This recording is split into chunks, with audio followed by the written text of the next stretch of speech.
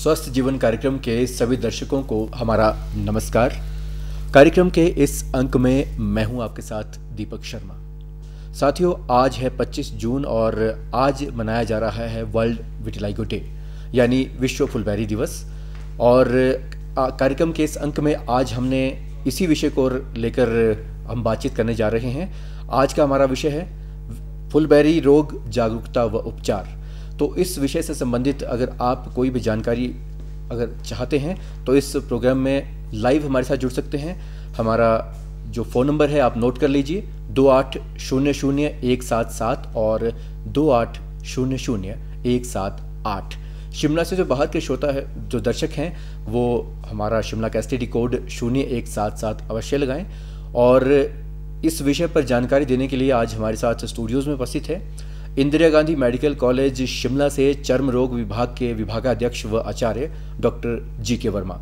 Doctor साहब, आपका बहुत बहुत स्वागत है कार्यक्रम में। धन्यवाद। इससे पहले कि हम फुलबेरी रोग की जो कारण है उसके निवारण पर जाएं, सबसे पहले हमारे दर्शकों को आप बताएं कि जो विटिलाइगो है यानी फुलबेरी है, ये दिवस कब से मनाने की इसकी शुरुआत हुई और ये क्यों मनाया जाता है? देखिए, ये जो दिवस है ये 2011 से शुरू हुआ हम इसको मनाना। और क्योंकि 25 जून को हमारे दुनिया के जो एक पॉप स्टार थे माइकल जैक्सन जी, उनको फुलबेरी थी, वो विटिलाइगो के एक पेशेंट थे। जब उनकी डेथ हो गई थी 2009 में, तो उसके बाद 2011 में उनको उनकी मेमोरी में इस डिज़ीज़ को के बारे में अवेयरनेस फैलाने के लिए इस दिन को चुना गया। तब से हर साल ये 25 जून के दिन पूरे विश्व में मनाया जाता है जी। और इस दिन का जो मकसद रहता है वो ये रहता है कि पूरी दुनिया के लोग जिनको फुलबेरी है या उनके जो क्लोज रिलेशन में लोग हैं, रिलेटिव्स हैं या आम जनता है, वो इस बीमारी के बारे में जाने और इसका कैसे सही से उपचार किया जाए और इसके साथ जो भ्रांतियां हैं उनको कैसे ठीक किया जाए, उनको कैसे ठीक समझा जाए, इसके बारे में अवेयरनेस फैलाना आज के दिन का मुख्य उद्देश्य है। जागरूकता सबसे बड़ा इसका कारण है। जी। और तो हमारे दर्शकों को आप सबसे पहले बताएं कि फुलबेरी रोग क्या है और इसकी आमतौर पर एक आम आदमी कैसे पहचान कर सकता है? देखिए, फुलबेरी जो रोग है उसमें त्वचा का रंग सफ़ेद हो जाता है। हमारी त्वचा में जो रंग होता है ब्राउन कलर का, वो उसको बनाने में एक पिगमेंट काम आता है जिसको मेलानिन कहते हैं। और ये मेलानिन पिगमेंट हमारी त्वचा की एक कोशिका बनाती है जिसको मेलानोसाइट कहते हैं। तो जब ये त्वचा में ये पिगमेंट बनना बंद हो जाता है तो वहाँ पर त्वचा का रंग सफ़ेद होना शुरू हो जाता है और ये रोग हो जाता है। इस रोग की अगर हम बात करें, ये एक ऑटोइम्यून डिजीज़ है। ऑटोइम्यून का मतलब होता है कि हमारे शरीर ही हमारे शरीर के दूसरे अंग को डिस्ट्रॉय करना शुरू कर देता है, जिसकी वजह से ये शरीर पे इस तरह के वाइट दाग पनपते हैं। और इसके कारण जो आप पूछ रहे थे, उसके 3 कारण मुख्य रूप से माने जाते हैं। जैसे कि पहले हमने डिस्कस किया ऑटोइम्यूनिटी कि ऑटोइम्यून डिजीज़ है, और ऑटोइम्यूनिटी के साथ साथ इसमें बाकी ऑटोइम्यून डिजीज़ भी, जैसे थायराइड की प्रॉब्लम है, शुगर की प्रॉब्लम, डायबिटीज़ की प्रॉब्लम है, या एक खून की कमी होती है जिसको हम पर्नीशियस एनीमिया बोलते हैं, वो भी एसोसिएटेड हो सकता है। दूसरा इसका कारण रहता है हेरिडिटरी डिजीज़ है ये, पर इसमें लोग बहुत परेशान होते हैं कि एक परिवार के एक जनरेशन को किसी को है तो पूरी अगली जनरेशन में भी जाएगा। वो गलत है। ये हालांकि ये रोग हेरिडिटरी है, पर 6 से 20% लोगों में ही आगे नेक्स्ट जनरेशन को जाता है। और इसमें देखा गया है कि जो मेलानोसाइट है, जो ये पिगमेंट बनाते हैं, वो डिस्ट्रॉय हो जाते हैं। कई बार उन मेलानोसाइट्स के अंदर ऑक्सीडेटिव स्ट्रेस हो जाती है, जिसकी वजह से वो डिस्ट्रक्शन हो जाती है उनकी और रंग नहीं बना पाते। और एक तीसरी थ्योरी इसका ये है कि जो नर्व्स होती हैं हमारी त्वचा में, वो कुछ न्यूरोट्रांसमीटर सिक्रीट करती है, जिसकी वजह से वो मेलानोसाइट को डिस्ट्रॉय कर देती है और उस तरह का जो विटिलाइगो है वो शरीर के एक भाग में ही देखने को मिलता है। तो ये 3 थ्योरीज हैं जिसके कारण हम इस डिजीज़ को कारण मानते हैं। जी, तो आपका कहना है कि जो मुख्य कारण इसका है वो पिगमेंट जो है वो नहीं बन पाता है, ऑटोइम्यून सिस्टम के कारण ऐसा होता है। तो त्वचा के जो बहुत सारे रोग होते हैं, तो ये जो फुलबेरी रोग है ये अन्य रोगों से किस तरह से भिन्न है? जब भी हमारे पास कोई पेशेंट सफ़ेद दाग वाला आता है, अगर उसमें बच्चे हैं या बड़े हैं, तो उसमें हमें 2-3 कंडीशंस और सोचनी पड़ती हैं कि वो तो नहीं है। जिसमें कि सबसे कॉमनली ये देखा जाता है कि छोटे बच्चों में फेस रंग के धब्बे पड़ना शुरू होते हैं और पर उन धब्बों में थोड़ी थोड़ी पपड़ी निकलती है, तो उसको हम पिट्रियसिस एल्बा बोलते हैं, जो कि एक तरह की एलर्जी होती है छोटे बच्चों में, और वो विद टाइम ठीक हो जाती है और थोड़ी बहुत दवाई लगा के भी ठीक हो जाती है। तो अगर छोटी मोटी एलर्जी हो रही है तो उसको हम नहीं कह सकते कि वो फुलबेरी ही है। दूसरा एक और कॉमन इसका जो डिफरेंशियल डायग्नोसिस है वो है फंगल इन्फेक्शन, जिसको हम पिट्रियसिस वर्सिकलर कहते हैं। उसमें चेहरे पे, गर्दन में या शरीर पे छोटे छोटे वाइट स्पॉट्स बन जाते हैं, उसमें भी पपड़ी निकलती है और खारिश होती है। वो बरसात आजकल के दिनों में उसके पेशेंट ज़्यादा देखने को मिलते हैं, खासतौर पर बरसात के दिनों में जी वो एक तरह का फंगल इन्फेक्शन है। तो इनको हमें फुलबेरी से डिफ्रेंशिएट करना पड़ता है। और फुलबेरी का जो डायग्नोसिस है वो बहुत ईजी है, वो देख के ही पता लग जाता है। उसमें त्वचा का रंग बिल्कुल सफ़ेद हो जाता है और त्वचा पे जो बाल हैं कुछ जगह पे वो भी वाइट हो जाते हैं। जी, तो अगर किसी की त्वचा का रंग गेहुआ है तो उससे पता चल जाएगा कि वो बहुत ज़्यादा सफ़ेद है, वो अलग हो जाएगा। और अगर मान लीजिए किसी की त्वचा का रंग थोड़ा सा डार्क है तो उनको तो आसानी से पता चल सकता है कि वो आपका ये जो प्रश्न है इसमें जो अंग्रेज हैं या जिनकी बहुत गोरे लोग हैं, जिनकी पश्चिम के देशों में जिनकी स्किन टाइप 1 टाइप 2 हम इसको कहते हैं, उन लोगों में इसको आइडेंटिफाई करना इतना आसान नहीं होता। तो उनमें कई बार वो ट्रीटमेंट भी नहीं लेते हैं क्योंकि उनका स्वाभाविक तौर पर उनका रंग ही ऐसा होता है। जब हम अपने भारत की या अफ्रीकन कंट्रीज़ की जहां हम ब्लैक लोग रहते हैं वहां पर इस रोग को एक तो एकदम नज़र आता है, दूसरा वहाँ पर लोग इससे परेशान भी ज़्यादा हो जाते हैं क्योंकि वो एकदम दिखता है। जी, मानसिक तौर पर भी उन्हें लगता है कि शायद। तो जैसे हम आमतौर पर आपने कहा कि बच्चों के में भी हो सकता है, कौन सा खास वर्ग है, किस उम्र के जो लोग हैं इससे खासतौर पर पीड़ित रहते हैं? 50% लोगों में ये रोग 20 साल की उम्र से पहले शुरू हो जाता है, जिसमें भी जेनेटिकली प्री डिस्पोज जो इंडिविजुअल्स हैं उनमें अगर ये रोग शुरू होना होता है तो 20 साल से पहले शुरू हो जाता है और होने को किसी भी एज में हो सकता है। और इस बीमारी में एक चीज़ मैं और कहना चाहूँगा, जब ये रोग शुरू होता है तो उस वक्त अगर हम जल्दी से जल्दी इसकी ट्रीटमेंट शुरू करें तो बहुत अच्छे रिजल्ट्स आते हैं। और अगर हम इसको 10, 15, 20 साल कुछ भी इलाज नहीं लेते हैं, फिर सडनली हम ट्रीटमेंट के लिए आते हैं तो उसका थोड़ा सा फिर वो ठीक करना थोड़ा सा मुश्किल रहता है। तो होने को किसी भी एज में हो सकता है। ट्रीटमेंट लेते हैं तो फिर वो अच्छी तरह से ट्रीटमेंट शायद नहीं हो पाती है। तो पुरुष या महिला कोई भी हो उनको समान रूप से किसी को भी हो सकता है। जी, अगर हम बात करें इसके निदान की, डायग्नोसिस कैसे इसका किया जा सकता है? डायग्नोसिस जैसे मैंने पहले बताया ये क्लिनिकल डायग्नोसिस होता है, इसमें हमें कोई इन्वेस्टिगेशन की ज़रूरत नहीं पड़ती है, कोई स्किन बायोप्सी की ज़रूरत नहीं पड़ती है, क्योंकि देख के ही कोई भी डर्मेटोलॉजिस्ट इसको डायग्नोज कर सकता है कि ये सफ़ेद रोग है, कुष्ठ रोग है। और जो मैंने 2 बीमारियाँ आपको और बताई है वो भी हम क्लिनिकली डायग्नोज कर पाते हैं, या उसमें हम एक फंगल को डायग्नोज करने के लिए एक टेस्ट करते हैं, KOH प्रिपरेशन हम उसको बोलते हैं। तो उसमें फंगस दिख जाता है तो उससे भी दूसरी बीमारियां अलग हो जाती हैं। इसका डायग्नोसिस बड़ा इजी है।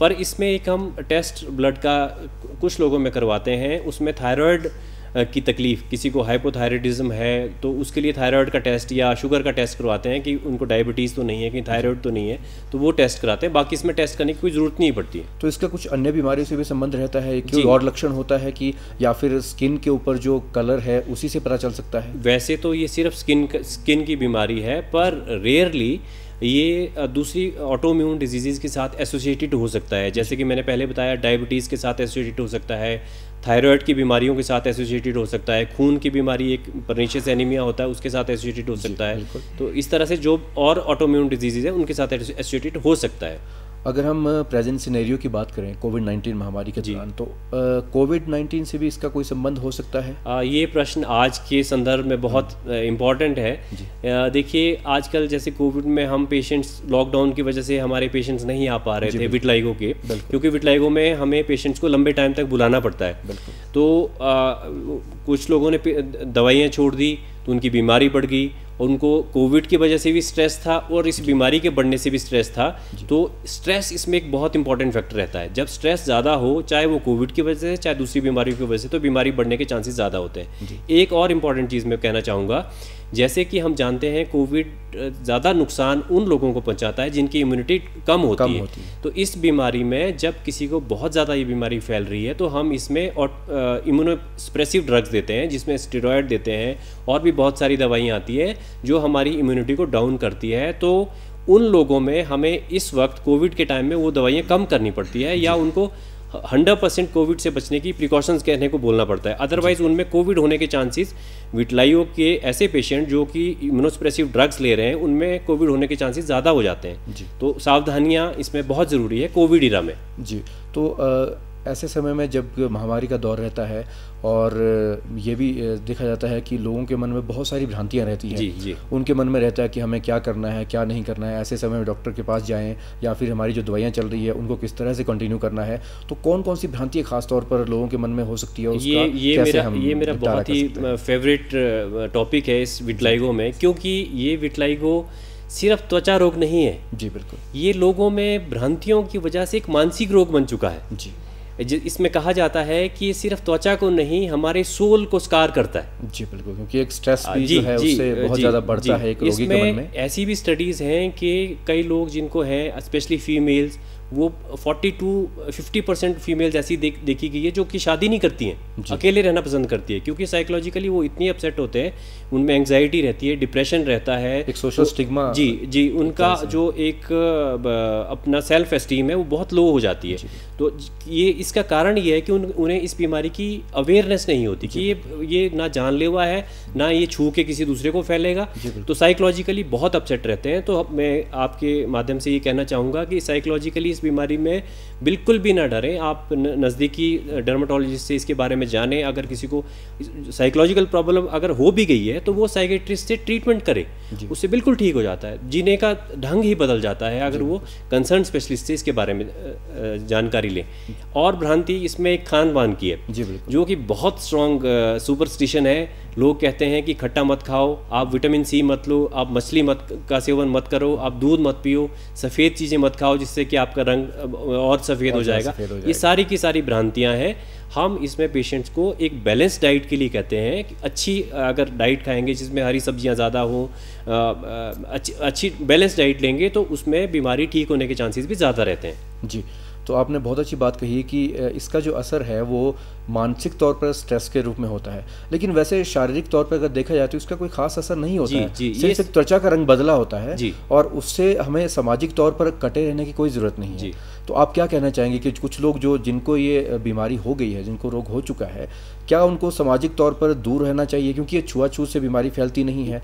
तो ऐसा क्या उनको, वो सामाजिक तौर पर सबके साथ मिलजुल कर रह सकते हैं, अपनी आम जिंदगी जी सकते हैं? जी, जैसे हमारा इस साल के विटलाइगो डे का जो थीम था वो अवेयरनेस, सपोर्ट एंड ट्रीट, ये 3 पहलुओं को हमने छुआ इस बार, कि हम इस बीमारी के बारे में ठीक से अवेयरनेस फैलाएं विटलाइगो के पेशेंट्स में भी और उनके रिलेटिव्स में, आम जनता में।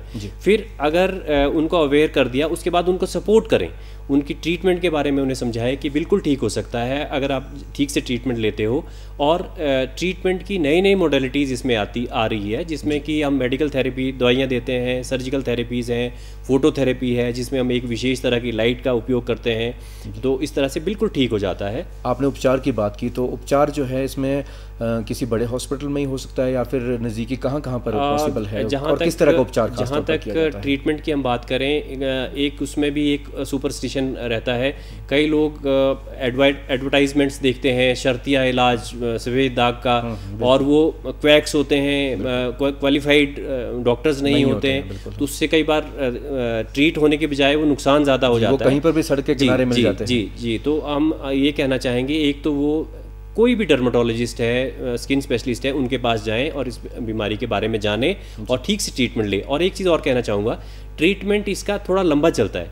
इसमें जो इनिशियल रिस्पॉन्स है वो 3 से 6 महीने के बाद शुरू होता है। तो कई बार पेशेंट क्या करता है, 1 महीने के बाद वो फ्रस्ट्रेट हो जाता है कि ये तो ठीक नहीं हो रहा, और कई बार हम खुद कई डॉक्टर्स और हमारे हेल्थ वाले या रिलेटिव्स वो डिस्करेज करते हैं पेशेंट को, इसका तो कोई इलाज नहीं है, अब आप छोड़ दो, ये तो कभी ठीक नहीं होगा।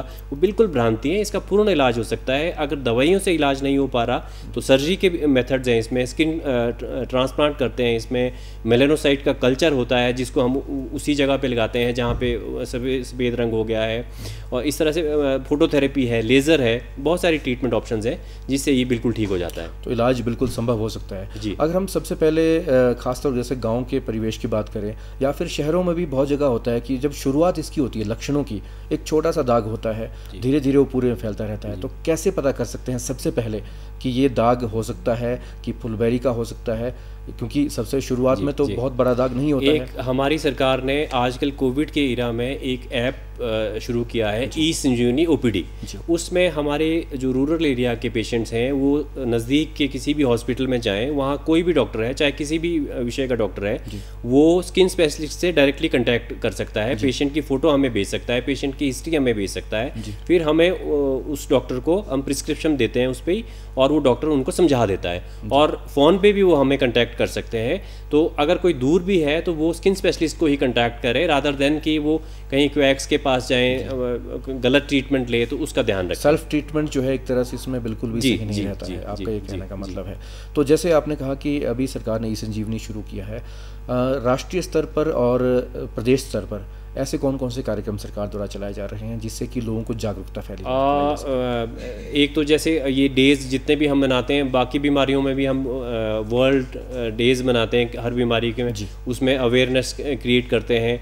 अभी अगर आप कोविड की बात करें तो हमारा IGMC का एक पेरिफेरी के डॉक्टर्स के लिए ही एक YouTube चैनल है जिस पे हम भिन्न भिन्न बीमारियों के बारे में जानकारी देते हैं, चाहे किसी भी विषय की बीमारी हो उसके बारे में जानकारी देते हैं, कोविड के बारे में जानकारी देते हैं।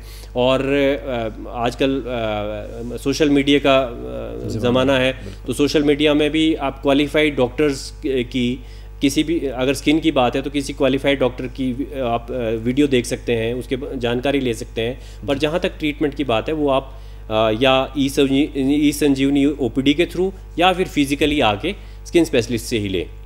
तो अगर हम इसके शुरुआत की बात करें, जैसे शुरुआत हो जाती है तो क्या कोई एलर्जी भी हो सकती है या फिर सिर्फ दाग ही इसका एकमात्र लक्षण रहता है कि दाग ही होंगे? कुछ लोगों में ये देखा गया है कि जिनको ये सफ़ेद दाग शुरू होते हैं तो उनको शुरू में इसमें थोड़ा सा लालगी भी आ सकती है और उसमें खारिश हो सकती है, बहुत कम लोगों में होता है। अदरवाइज़ ये बिल्कुल एसिम्प्टोमेटिक रोग है, ना दर्द होती है, ना खारिश होती है, ना ये छूने से फैलता है, सिर्फ रंग जाता है। और जहाँ तक हम ट्रीटमेंट की जैसे बात कर रहे थे, अगर हमारे शरीर में कुछ एरियाज़ ऐसे होते हैं जहाँ ट्रीटमेंट का बहुत अच्छा एक बार रिजल्ट आता है, जैसे फेस पे अगर किसी को दाग है तो वो बहुत जल्दी ठीक हो जाते हैं। अगर हाथों में है, पैर में है, तो वहाँ ट्रीटमेंट में ज़्यादा टाइम लगता है, क्योंकि इसका जो रंग आता है वो बालों से आता है। बालों की जो जड़ होती है उसमें ये मेलानोसाइट्स होते हैं। जब हम ट्रीटमेंट शुरू करते हैं तो वो मेलानोसाइट से मेलानिन पूरे वाइट दाग में निकलता है। तो जहाँ बाल नहीं होते हैं, जैसे लिप्स हैं, हमारे जेनिटल्स हैं, निपल्स हैं, वहाँ पे, और हाथ और पैर पे जहाँ बाल नहीं है वहाँ मेडिकल थेरेपी से कई बार इसमें रंग आने में दिक्कत रहती है, तो वहाँ सर्जिकल ट्रीटमेंट्स हम ऑप्शन उसका ले सकते हैं। फिर कुछ लोगों में हम एक नो ट्रीटमेंट का भी ऑप्शन दे सकते हैं। जैसे आपने देखा होगा कुछ लोगों में पूरा ही वाइट हो जाता है क्योंकि वो टाइम से इलाज नहीं करते। तो उसमें एक चीज़ मैं कहना चाहूँगा कि उन लोगों में कुछ प्रिकॉशंस होती हैं कि एक तो वो धूप में, बहुत तेज़ धूप में ना जाएं, क्योंकि बहुत तेज़ धूप में जाएंगे तो सनबर्न होने के चांसेस बहुत ज़्यादा रहते हैं। इसमें बेसल सेल कार्सिनोमा या स्क्वेमस सेल कार्सिनोमा, 2 तरह के कैंसर होते हैं, वो होने के चांसेस ज़्यादा होते हैं। कुछ लोगों में ये भी देखा गया है कि उनमें आँख की और कान की बीमारियाँ भी हो सकती है, क्योंकि ये मेलानोसाइट आँख में और कान के अंदर वाले भाग में भी पाए जाते हैं। तो उन्हें जब भी कोई तकलीफ़ लगे तो वो अपने स्किन स्पेशलिस्ट को दिखाएं। जी, स्वस्थ जीवन कार्यक्रम में आज हम बात कर रहे हैं फुलबेरी रोग जागरूकता और उपचार के बारे में। अगर आप भी हमारे इस कार्यक्रम में लाइव जुड़ना चाहते हैं और कोई भी जानकारी हमसे साझा करना चाहते हैं या कोई जानकारी चाहते हैं तो आप हमें कॉल कर सकते हैं 28000177 और 28000178। शिमला से जो बाहर के दर्शक हैं वो शिमला का STD कोड 0177 अवश्य लगाएं। तो डॉक्टर साहब, हम बात कर रहे थे कि अगर ये जो फुलबेरी है इसके लक्षणों की बात हमने कर ली है और पूरी तरह से इसका निदान भी हम कर लेते हैं, लेकिन एक मन में बात रह जाती है कई बार कि हमें अगर बाहर जाएं ये चीज़ हम खाएंगे या वो चीज़ खाएंगे, ख़ास तौर पर खान पान की अगर हम बात करें, ख़ास तौर पर जैसे बाज़ार में होते हैं और या फिर घर पर भी बहुत सी चीज़ें ऐसी होती हैं जिनका हमें ख़ास ख्याल रखना होता है। तो क्या कोई ऐसी चीज़ें हैं कि हमें ना खाएं और जो ख़ास तौर पर रोगी हैं उनके लिए वर्जित रहती हैं? इस बीमारी में जैसे मैंने पहले भी बताया है कि भ्रांति खान पान से बहुत बड़ी जुड़ी है। बिल्कुल। जब भी कोई पेशेंट हमारे पास आता है तो वो पूछता है कि इसमें परहेज़ क्या है। तो मैं सबसे पहले उनको कहता हूँ कि इसमें कोई परहेज़ नहीं है जी। सिर्फ एक परहेज़ है, आपको चोट नहीं लगनी चाहिए, आप कपड़े बहुत टाइट ना पहने, जहाँ अगर कहीं भी चमड़ी में चोट लगेगी, फ्रिक्शन होगा, वहाँ ये बीमारी जल्दी फैलती है, जल्दी फैल सकती है। जहाँ तक खान पान की बात है, बैलेंस डाइट ले सकते हैं, कोई किसी भी तरह की रिस्ट्रिक्शन नहीं है, सब कुछ खा सकते हैं। अच्छी डाइट खाएंगे तो जल्दी ठीक हो जाएंगे, जिसमें हरी पत्तेदार सब्जियाँ, दालें, मीट मच्छी अगर कोई खाता है तो वो खा सकता है। बैलेंस डाइट खाएं। तो आपका कहने का मतलब है कि खान पान से इसका कोई रिलेशन नहीं है और हम जो मर्जी चाहे खा सकते हैं। लेकिन साथ साथ में इन बातों का, जैसे हम उपचार की बात कर रहे थे, तो जब उपचार करते हैं तो जैसे आपने बताया फोटोथेरेपी है और भी बहुत सारी विधियां हैं, उसके बाद कोई साइड इफेक्ट्स हो सकता है क्या? पहले उपचार में हम इसमें दो तरह से इसको डिवाइड करते हैं। एक तो अगर किसी को बीमारी बहुत ज़्यादा फैल रही है, सडनली बहुत सारे निशान आने शुरू हो गए, तो हमें बीमारी की रोकथाम के लिए कुछ दवाइयाँ देनी पड़ती है, जिसमें हम स्टेरॉयड की भी बात कर रहे थे, या कोई इम्यूनोसप्रेसिव दवाइयाँ वो देनी पड़ती है और लंबे टाइम तक वो दवाई देनी पड़ती है, जिसमें हमें जाँच भी करनी पड़ती है। अगर जाँच में पेशेंट की इन्वेस्टिगेशन ठीक फिट हैं तभी हम वो दवाइयाँ शुरू कर सकते हैं, उससे बीमारी रुक जाती है। दूसरा हमारा टारगेट रहता है जो वाइट हो चुका है उसको कैसे हम पिगमेंट वापस लाएं, तो उसमें बेस्ट तो रहता है फोटोथेरेपी। और दूसरा उसके हम लगाने वाली दवाइयाँ देते हैं, जिसमें हम स्टेरॉयड देते हैं, विटामिन डी के एनालॉग की दवाइयाँ होती है वो देते हैं, और एक पिगमेंट भी आता है वो देते हैं। और एक और चीज़ कहना चाहूँगा कि इसमें एक जो स्किन पे कैमोफ्लेज भी कर सकते हैं। अगर कुछ लोगों का हाथ में है जहाँ वो दवाइयों से फ़र्क नहीं पड़ रहा है, तो ऐसी क्रीम्स आती हैं जो कि आपकी त्वचा के साथ बिल्कुल मैच कर जाएंगी और वो कंसीलर्स के रूप में आपका काम करेंगी। अगर आप शादी ब्याह में कहीं नहीं दिखाना चाहते कि मुझे वाइट दाग है, तो वो लगा सकते हैं और वो बिल्कुल त्वचा की तरह ही होती है और बिल्कुल उसमें कोई फ़र्क नहीं दिखता, तो वो भी कर सकते। साइड इफेक्ट की आपने बात की, इसमें सिर्फ जो हम स्टेरॉयड्स या ये इम्यूनोसप्रेसिव देते हैं ये हमेशा डॉक्टर की सलाह से देनी होती है। और एक साइड इफेक्ट और इसमें देखने को मिलता है, इसमें हम एक सोरेलिन करके दवाई लगाने को देते हैं, जो कि ये जो जैसे मैंने बताया था शर्तिया इलाज वाले भी देते हैं। उसमें क्या होता है कि दवाई लगाने के 2 घंटे के बाद सूरज की रोशनी लगानी होती है उस निशान पे। अगर वो सूरज की रोशनी आप ज़्यादा लगा ली, आपने 3-4 मिनट से ज़्यादा लगा दी, तो वहाँ पे बर्न हो जाता है। तो ये बहुत बड़ी कॉम्प्लिकेशन रहती है, पूरा शरीर कई बार पेशेंट का जल जाता है। हमारे पास ऐसे भी पेशेंट्स आए थे जिनका पूरा शरीर जल गया और उसके बाद उनको इन्फेक्शन हो गया। और मुझे याद है मेरा एक पेशेंट जो हमने एडमिट भी किया था, ही डाइड बिकॉज पूरी स्किन जल गई थी, उसके बाद इन्फेक्शन हुआ और सेप्टिसीमिया हुआ और हम उनको बचा नहीं पाए। तो कई बार गलत ट्रीटमेंट से इस तरह के नुकसान भी होते हैं। तो ऐसी और कौन कौन सी सावधानियां हैं जिनका हमें ख्याल रखना बहुत ज़रूरी है, ख़ास तौर पर जैसे हम शुरुआत की ट्रीटमेंट कर रहे हैं या फिर ट्रीटमेंट करने के बाद जब उपचार ख़त्म हो गया या पूरी तरह से ठीक हो गए, तो क्या ये दोबारा भी हो सकता है? हमें कौन सी सावधानी? ये इस बीमारी के कोर्स के बारे में अगर हम बात करें, कई लोगों में देखा जाता है कि एक निशान है, पूरी ज़िंदगी वो एक ही रहेगा, बढ़ेगा नहीं। कुछ लोगों में सडनली बढ़ सकता है, स्ट्रेस अगर ज़्यादा होगी तब बढ़ सकता है, और सनबर्न अगर बहुत ज़्यादा हो गया तब बढ़ सकता है। तो इसका जो ट्रीटमेंट है वो लंबा चलता है। तो आप अपने जिस भी डर्मेटोलॉजिस्ट को आप दिखाते हैं, पेशेंट दिखाता है, तो लंबे टाइम तक उनको फॉलो करें। और अगर फिर भी नहीं फ़र्क पड़ता तो डर्मेटोलॉजिस्ट खुद ट्रीटमेंट लाइन चेंज कर लेते हैं। तो इसमें पेशेंस का होना, मानसिक रूप से स्वस्थ रहना, इस बीमारी के बारे में भ्रांतियों को समझना कि भ्रांतियां गलत हैं, उस चीज़ को ठीक करना, अवेयरनेस फैलाना और सबको इसके बारे में मैसेज भी देना कि ऐसा नहीं कि बीमारी ना इलाज है। जी, तो अब अंत में आप क्या संदेश देना चाहेंगे हमारे दर्शकों को? मैं यही कहना चाहूँगा कि ये बीमारी पूरी तरह से इसका इलाज हो सकता है। ये छुआछूत की बीमारी नहीं है, एक दूसरे से नहीं फैलती है, और अगर जिस किसी को भी है वो मानसिक रूप से परेशान ना हो, और अगर किसी को मानसिक परेशानी इसकी वजह से हो रही है तो वो हमें भी दिखाएं और साथ ही साथ साइकेट्रिस्ट को भी दिखाएं ताकि बिल्कुल ठीक हो जाए। जी, तो डॉक्टर साहब, फुलबेरी रोग की जागरूकता और उपचार के बारे में आज आपने हमारे दर्शकों को बहुत अच्छी जानकारी दी। आपका स्टूडियोज़ में आने के लिए बहुत बहुत धन्यवाद। तो दर्शकों, हम उम्मीद करते हैं कि आज की इस जानकारी से आप ज़रूर लाभान्वित हुए होंगे। डॉक्टर साहब ने जो बहुत सही अच्छी बातें आपको बताई है कि आपको मानसिक तौर पर बिल्कुल स्वस्थ रहना है और मानसिक तौर पर आपको बिल्कुल भी इसमें स्ट्रेस नहीं लेना है कि फुलबेरी रोग, क्योंकि इसका कोई भी आपको असर नहीं होने वाला है आपकी शारीरिक और मानसिक तौर पर। तो हम उम्मीद करते हैं कि आज की जानकारी से आप ज़रूर लाभान्वित हुए होंगे। आज के इस कार्यक्रम में बस इतना ही। अगले एक अंक में एक नए विषय के साथ फिर हाजिर होंगे। नमस्कार।